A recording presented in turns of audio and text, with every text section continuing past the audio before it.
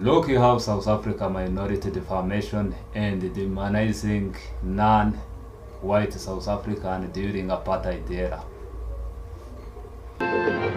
Wie dra die swart man wêreldwyd? Die wit man dra hom. Hulle het sy kundigheid nodig om te oorleef. Regdeur Afrika.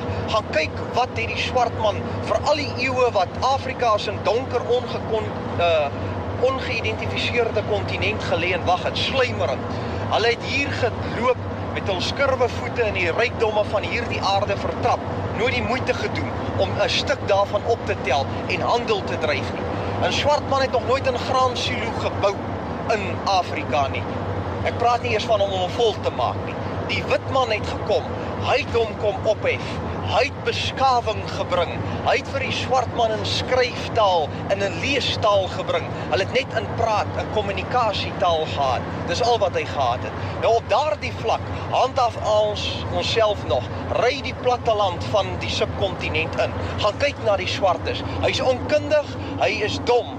Maar hy's in die natuur. Hy wil nie uit daai omstandigheid uitgeneem word nie, want daar is hy op sy gelukkigste. Daar kan hy hom handhaaf.